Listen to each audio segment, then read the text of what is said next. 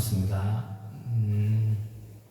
제가 2021년 3월 6일에 정확히 폐암사주라는 걸 판정을 받고, 그때는 막 정신이 없었죠. 이제 일단은 지리산 우주 깊은 산 속으로 다니면서 이제 펜션을 장기적으로 얻어 다니면서 일단 산으로 들어갔습니다. 깊은 산을 본능적으로 찾아 들어갔습니다. 그래가 제 구독자님들 중에 보면 지금 아산병원에서 몇 분을 만났고, 이래 보면 아산 같은 환우분들이 좀 계십니다. 그분들이 이래 좀 보시고 이래 전화로 오신 것 같아서 오늘 노래는 나중에 좀 한 곡 하든가 하고, 이 폐암에 대해서, 암에 대해서 구독자님들도 조금은 건강하실지에 건강을 잘 유지하시기 위해서 조금 하나의 정보인데 하나 드릴게요. 제가 이제 산에서 암에 대해서, 폐암에 대해서 공부도 하게 되고, 인터넷도 음식도 이런 공부를 하게 됐는데, 폐암이 크게 보면 비소쇄암과 소쇄암이라는 두 가지로 나뉩니다. 폐암 같은 경우에 이제 거기에서 요즘 치료가 이제 표적 치료란 거는, 요새 텔레비에 보면은 표적 보험 선전이 나오는데, 내가 표적 치료하고 싶다 해서 표적 치료가 다 되는 게 아닙니다. 표적 치료는 참 쉬워요. 일정한 머리카락도 빠지지 않고 일정한 시간에 주사와 약을 먹는 경우도 있고 약만 먹는 경우도 있고 이래요. 그런데 아무런 부작용도 없고 일상이 똑같습니다. 아프기 전과 암이 발견된 그 후도 똑같아요. 그런데 이제 저도 처음에는 표적 치료를 하니까 한 6개월 만에 머리 목까지 전이가 됐었는데, 늑막하고 전이된 게 다 사라졌어요. 먼 바람도 0.7mm까지 내려갔어요.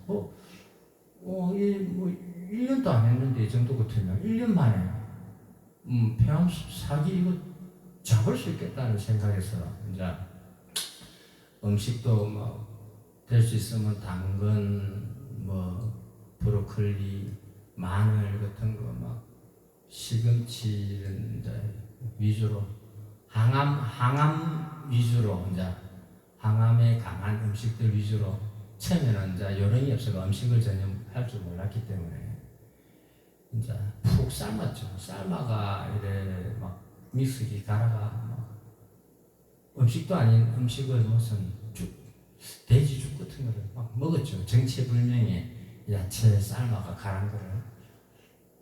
도저히 먹기가 힘이 들어서 역겹고 이래서 이제 체계적으로 인터넷을 공부를 유튜브도 활용하고 해보니까 당근과 브로콜리, 토마토 이거 세 개를 저는 꾸준하게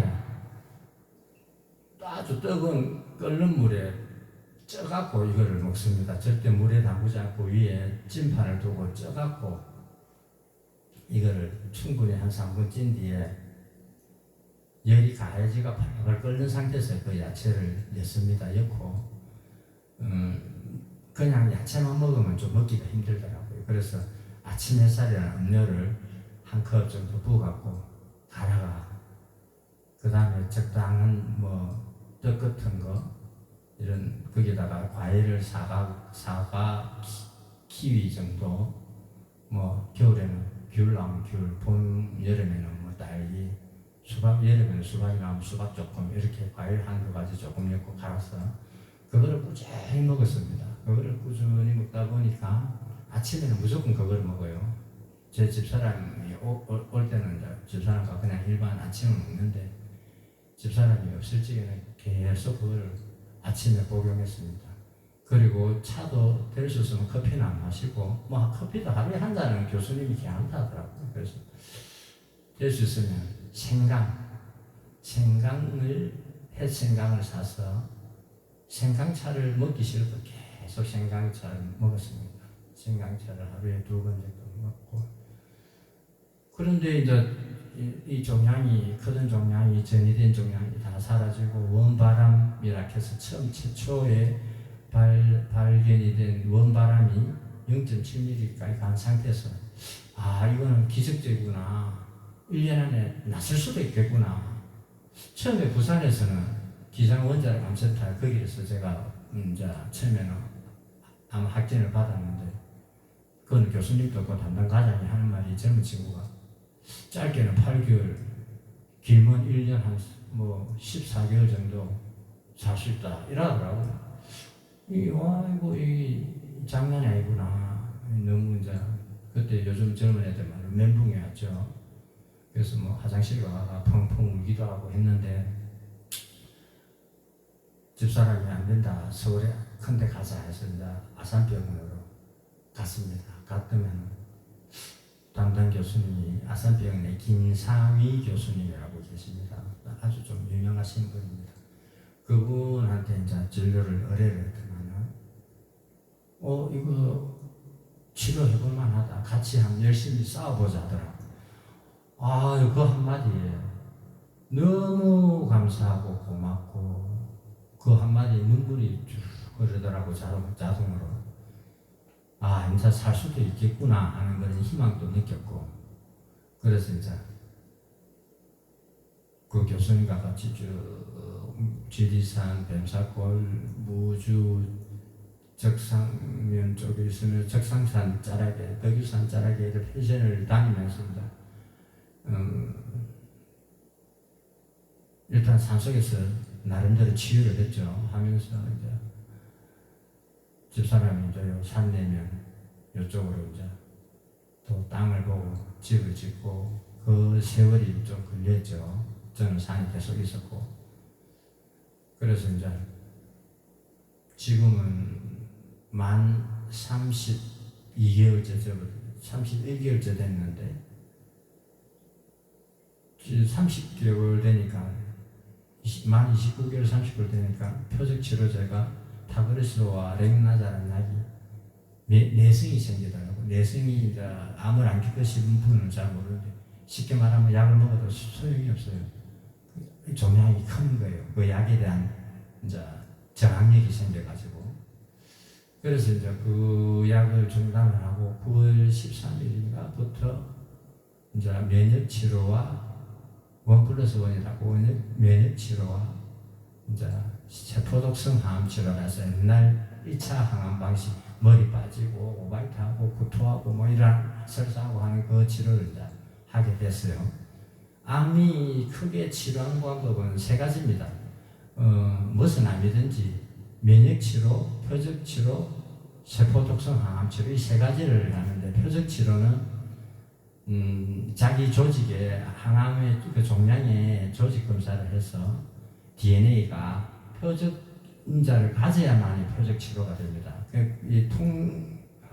통계적으로 암 환자 10명 중에 한두 명밖에 표적 치료가 안 돼요. 제가 정확히 아는데 아파 보니까 저는 다행히 그 표적 인자가 있어갖고 표적 치료가 됐습니다.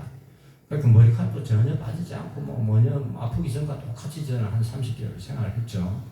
그래서 요새 현대 의학의 덕도 보고, 근데 또 다시 종양이 번지고, 그 번진 종양이 급속히 크기 시작해갖고, 작년 여름에, 2023년 여름에 크기 시작해서 9월 달에 안 된다, 이거는 이제 다른 방법으로 치료를 해야 된다 해서 교수님과 함께 이제 그 9월 13일부터 3주 간격으로, 원래는 5회를 항암 치료를 하기로 했어요. 3주 간격으로 건너뛰면서.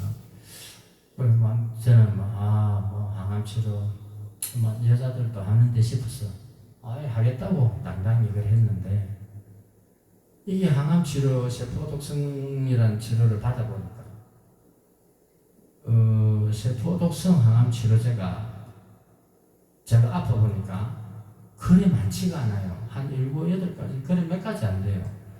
거기서 이제 자기에 맞는 걸 적용을 해가 찾아내야 되는데, 거기 나이에 따라, 몸무게, 체중에 따라, 이제 이 사람의 건강 상태에 따라 그 양이 정해집니다. 미리수, 미리그램, 밀리리터 양이 정해지는데, 저는 처음에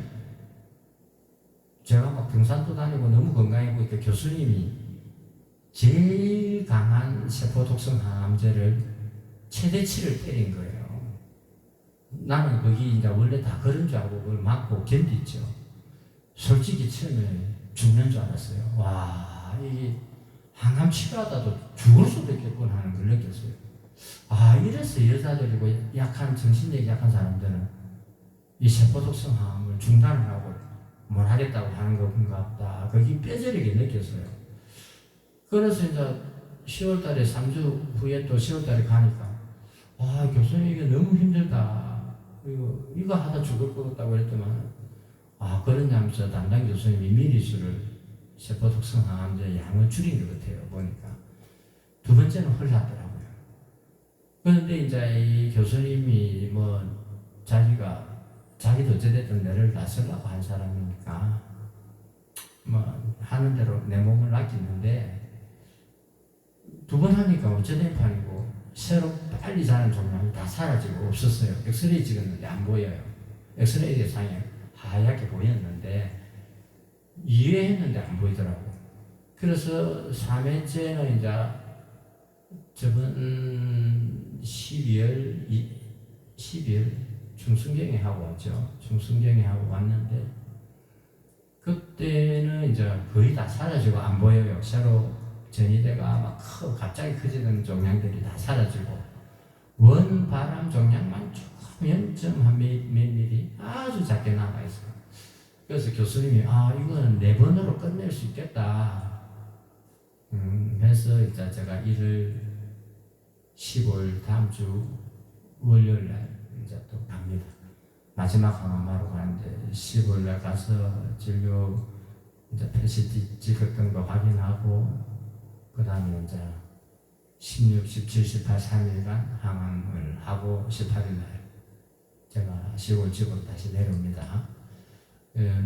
이제 구독자님 중에 저 아산병원에서 알게 된 분이 몇 분 계셔서 또 정 선생님이나 저 논현동에 사시는 형님이나 또 몇 분 계신데 또 양평에 계시는 저 선교사님이나 사모님이나 이런 분들이 몇 분 계십니다. 저는 이제 거의 지금 단계에서는 거의 완치 단계가 왔어요. 그런데 이제 항상 종양이 다 사라졌다 해서 자만하고 몸을 음식을 함부로 먹고 이러면 안 돼. 재발할 확률이 또 높거든요. 이제 암이란 건 한 번 더 재발하게 되면 그때는 아주 무섭게 몸을 공격하기 때문에 나사도 요번에 이제 1월 15일 날 항암을 들어가 남은 종양마저 사라지게 해도 음식이나 생활 습관이나 모든 것을 바른 생활을 하면서 이제 바른 삶을 살도록 노력을 해야 되겠죠. 여러분들도 제가 하면 뭐 크다면 크고 작다면 작았는데 저도 부산 광안리에서 제일 수산이라고 수산업 도매업을 했는데 뭐 작게는 연매출이 뭐 한 15억 정도도 하고 많이 할 때는 연매출이 뭐 30억, 몇십억 할 때도 있었습니다. 그런데 건강을 제가 잃어보니까 친구, 뭐 선배, 후배, 지인관계들 아무런 소용이 없어요. 제가 다음 달이면 만 3년인데 제 마음을 제 현재 위치를 내려놓는데 딱 만 3년이 걸리네요. 여기 와서 2년 전에 알게 된 제 2살 터울 위에 훈이 형님이라고 한 분을 알았어요. 우연찮게 그분을 이제 다른 사람들 음악을, 요 동네 사람들 음악을 가르치면서 삼남면 사람들도 음악을 가르치고 이러면서 음악을 가르치면서 음악실에서 알게 된 인연이었는데 그 형님이 이제 지금 많은 제 외로움과 이런 데 도움이 됩니다. 형님도 요 밑에 전원주택을 갖고 계셔서 뭐 자주 둘이 진행자처럼 만나고 밥 먹으러 다니고 어디 좋은 데도 다니고 하고 있어요. 저한테는 외로운데 참 많은 힘이 되는 형님입니다. 뭐 사이에서 나가면 친구도 될 수 있겠지만 제가 형님 하고 싶어서 형님을 합니다. 그분은. 그래서 이제 여러분들은 건강하실 때 건강을 지키라고. 건강 잃으면 배우자도 자식도 장기전으로 가면 다 멀어질 것 같아요. 제가 체험을 하고 있는데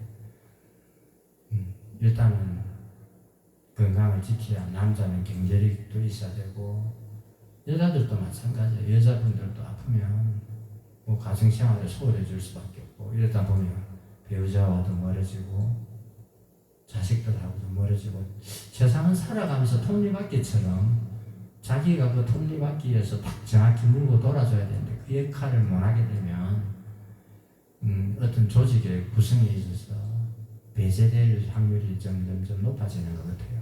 그래서 여러분들도 저처럼 꼭 제가 이 뭐 당근, 브로콜리, 토마토, 사과, 뭐 바나나, 뭐 키위 이 정도 이거를 매일 쪄서 과일과 같이 갈아서 먹는다 해서 이게 뭐 100% 의학적으로 몸에 좋다는 증거는 없는데, 제가 이제 암에 걸리고 병 걸리고 공부를 한 결과 당근, 브로콜리, 토마토가 아주 어느 병이든지 우리 인간의 한테 이로운 야채 과일인 것은 제가 인정을 합니다. 여러분들도 뭐 밥만 새끼 드시지 마시고 그 음식을 한번 좀 시도를 해보세요. 그래가 한 6개월 정도 해보면 자기 몸의 변화를 느낄 겁니다.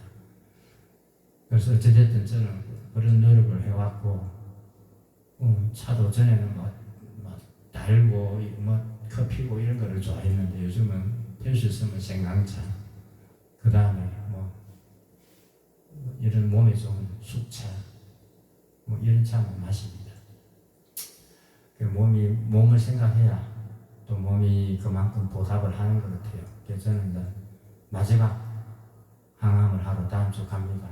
마지막 원바람 0.23mm 조금 남았는데 그거마저 잡고 그래도 방심 안 하고 꾸준히 저는 몸에 이로운 음식과 운동과 생활 습관을 가지도록 노력할 겁니다. 그래서 할 거고, 어찌됐든 구독자 여러분, 저 아산병원에서 알게 된 여러분들도 힘내지 마시고 희망 잃지 마시고 힘내셔서, 저도 폐암 사기면 뭐 얼마 못 산다 했는데 요번에 며칠 전에 텔레비 뉴스를 9시에 나오는데 보니까 우리나라 국민 3사람 중 1명이 암이랍니다. 암 환자랍니다. 그리고 그 암 환자가 옛날에는 많이 죽었는데 5년 안에 거의 뭐 7, 80%다 죽었었어요. 그런데 지금은 5년 생존율, 5년 이상 사는 사람들이 정확히 74.6%라는 그 데이터 통계가 나왔대요. 갑상선 암은 요새는 암 취급도 안 해요. 갑상선 암 걸리는 경우에는 오히려 평균 수명보다 더 오래 산답니다. 왜냐하면 그 아주 암 환자들 중에 착한 암이라는데, 그런 암을 한 걸려보고 나니까 건강의 소중함, 생활의 잘못된 음식의 잘못 함부로 먹고 이런 거 반성을 하면서 다시 바르게 건강하게 노력하면서 사니까 더 오래 산대요. 평균 수명보다. 그러니까 저 같은 경우도 이제 암이 완치가 되면 제가 차라리 암에 안 걸려서 지금도 맨날 시간 만나면 저도 술을 맥주를 한두 잔씩 먹는 말술 고래술이었는데, 바닷가 생활하면서 이성을 잃을 정도로 먹고 이래. 우리 집 사람이 제발 술 먹자. 그 술 때문에 우리 집 사람과 가장 많은 싸움을 했었습니다, 저는. 그런데 이제 그 술을 끊으니까 몸도 건강해지고 몸에 좋은 음식만 자꾸 이제 엿타보니까 지금은 암만 없어지면은 오히려 아프기 전보다 몸이 더 지금 건강한 상태로 되는 것 같아요. 그러면 제가 암이 안 걸리고 막말로 그냥 그대로 함부로 몸을 하면서 살았으면 한 6, 70을 살았다면, 지금은 몸을 이제 소중히 여기면서 몸을 이롭게만 하는 음식을 넣고 생활 습관을 함으로써 한 7, 80세는 충분히 갈 수 있겠다, 이런 이제 자신감도 생기고 그런 걸 느꼈습니다. 이야기하다 보니까 이야기가 길어졌네요. 매일 같은 패턴의 노래를 부르고 또 이렇게 별로 또 지루해야 하는 사람들도 있을 것 같아서 일단 건강의 소중함을 제 아는 나름대로 폐암에 대해서 잠시 이야기를 해봤습니다. 뭐 의사는 아니지만 이 구독자님들이 제 이야기를 듣고 좀 더 건강한 삶으로, 바른 삶으로 사시길 바라는 마음에서 한번 이야기를 해봤습니다. 얼마 전에 미스 트롯에서 김양과 누구지? 김사랑이라는 아가씨가 이 노래를 부르는데, 원 노래는 배철수 씨더만, 원곡자는 외로운 술장이라고. 이 노래가 너무 가사가 와닿아서 오늘 이 노래 한 곡 한번 불러보겠습니다.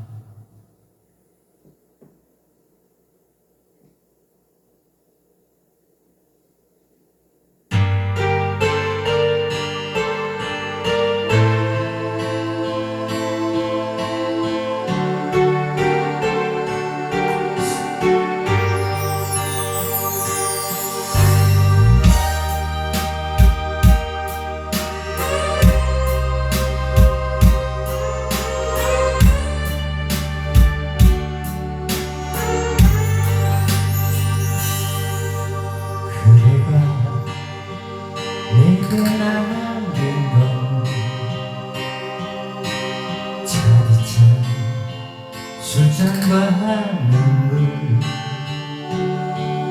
이대로 아무 말 없이 아픔을 갖자. 누구도 채울 수 없는 마음은 빗장과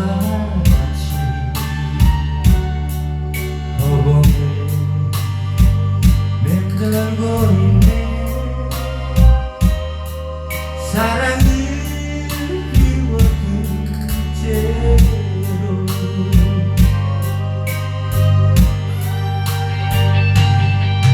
너는 내게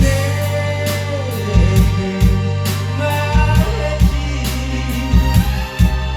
슬픔이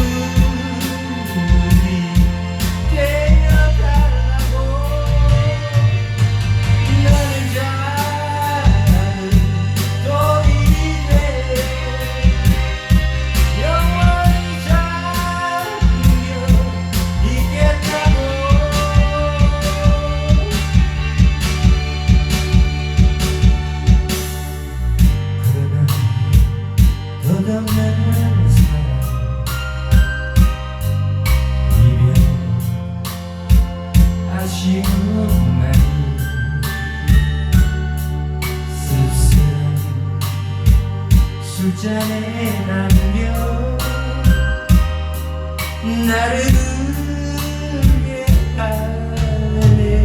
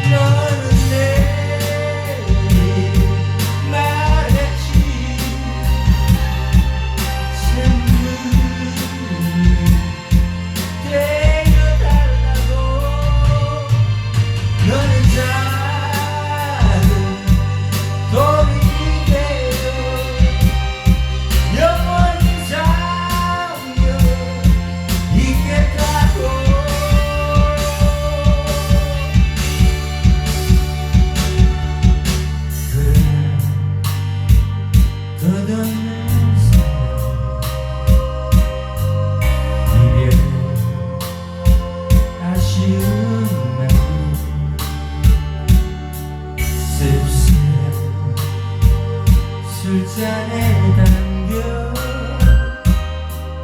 나를 울게 하네요. 나를 울게 하네요.